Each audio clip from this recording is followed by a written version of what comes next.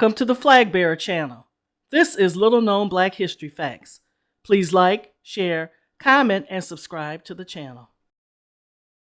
Cheryl White, how the first black female jockey rode into Oblivion. Black jockeys were prohibited from the sport of horse racing for much of the 20th century. However, they were deeply involved in the history of thoroughbred racing, even dominating the Kentucky Derby.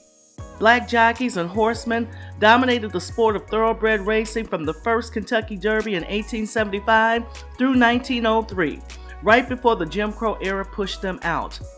Oliver Lewis won the inaugural Kentucky Derby, riding atop a colt named Aristides on May 17, 1875. Lewis was one of 13 of the 15 black jockeys in the field. 15 of the first 28 Kentucky Derby winners were ridden by black jockeys. After 1921, there were no black jockeys in the Derby until 2000.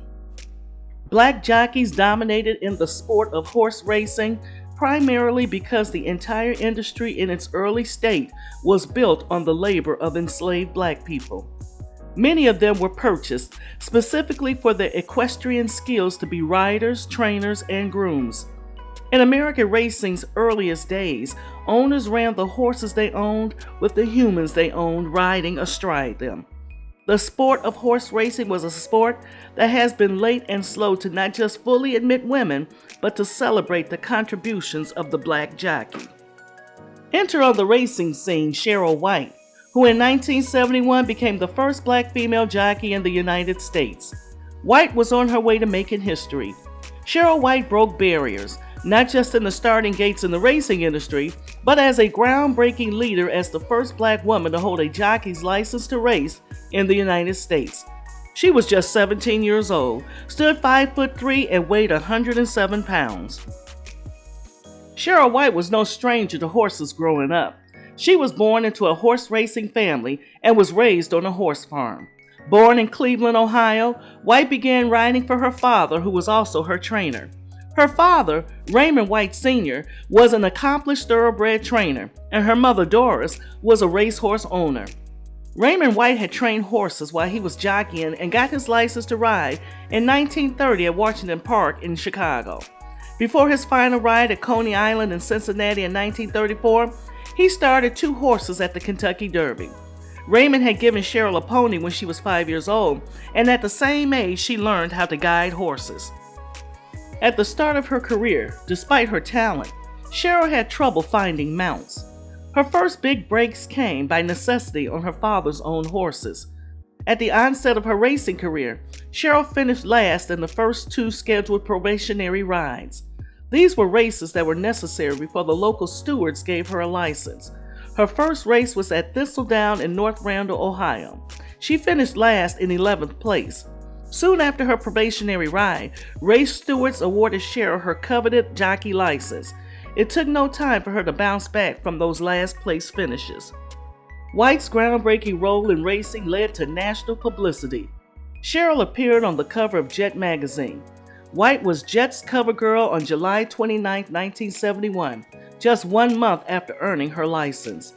And a little more than a month later, she rode her father's horse Jet Talara to victory at Waterford Park in West Virginia to become the first black woman in American thoroughbred racing history to finish first.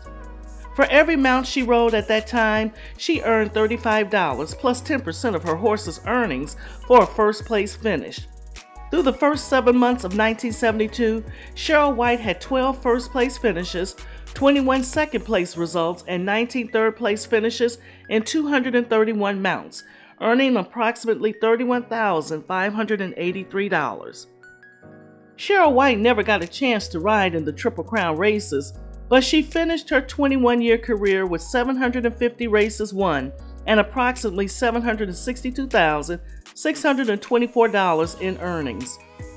She was the first female jockey to win 2 races in the same day in different states, Thistledown in the afternoon and Waterford Park in the evening. And on October 19, 1983, White became the first woman in California to ride 5 winners in the same day. Toward the end of her career in California, White focused on the fair circuit. Not finding good mounts to ride, she shifted to county fair meets where she found immediate success. She excelled on the Northern California fair circuit, particularly riding astride Appaloosas through the 1970s and 1980s. She rode her last race in 1992 and retired. White would later appear in a charity race for retired female riders at Pimlico. White's riding career spanned 2 decades. After injuries forced her to retire in the early 1990s, she worked as a racing steward and as a racing official at tracks in Southern California.